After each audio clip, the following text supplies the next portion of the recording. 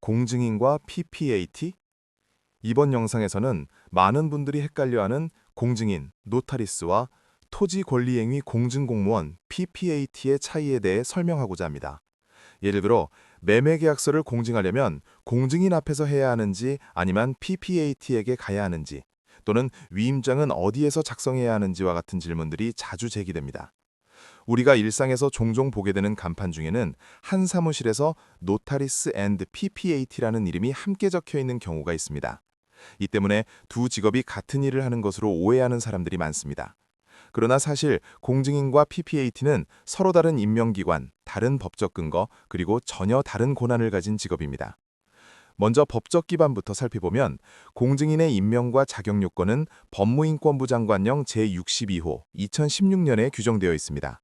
공증인이 되기 위해서는 법학 학사학위를 취득한 뒤 공증학 석사 MKN을 마쳐야 하며 임명은 법무인권부에서 담당합니다.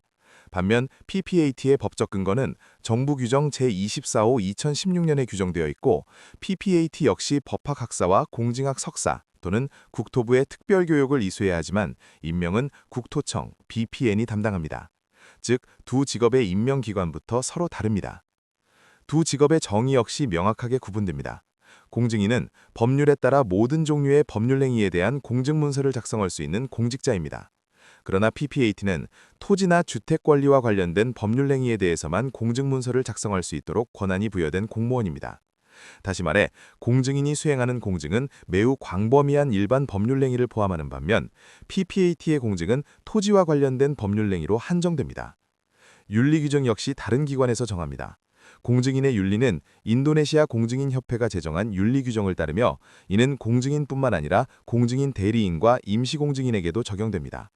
반면 PPAT의 윤리는 국토부 장관령으로 규정되며 PPAT 본인뿐만 아니라 PPAT 대리인과 임시 PPAT에게도 적용됩니다. PPAT가 없는 지역에서는 짜맛, 행정구역 책임자가 임시로 PPAT 역할을 하기도 합니다. 권한에서도 큰 차이가 있습니다.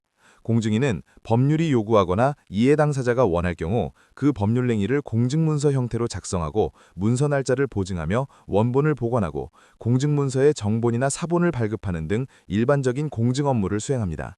또한 사문서를 합법화하거나 원본과 사본의 동일성을 검증하는 역할도 맡습니다. 한편 PPAT는 토지와 관련된 특정 법률행위, 예를 들어 토지 매매, 교환, 증여, 회사 출자를 위한 토지 이전, 공유 토지의 분할, 토지 사용권이나 사용권 설정, 그리고 저당권 설정과 관련된 문서를 작성합니다. PPAT가 작성한 문서는 토지등기부의 권리 변동을 반영하는 공식적인 근거가 됩니다. 업무 지역에서도 차이가 나타납니다.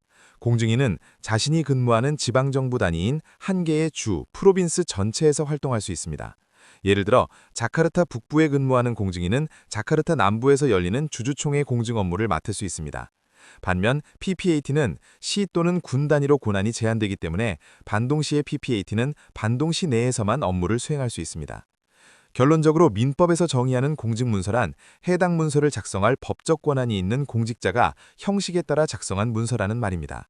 따라서 토지 관련 법률행위는 반드시 PPAT 앞에서 공증문서를 작성해야 하며 회사 설립, 계약서 공증, 주식 양도, 혼전계약 등 토지와 무관한 일반 법률행위는 공증인이 담당합니다.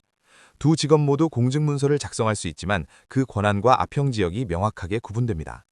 이 영상에서는 이러한 차이점들을 정리하며 시청자가 공증인과 PPAT의 역할을 명확히 이해할 수 있도록 설명하고 있습니다.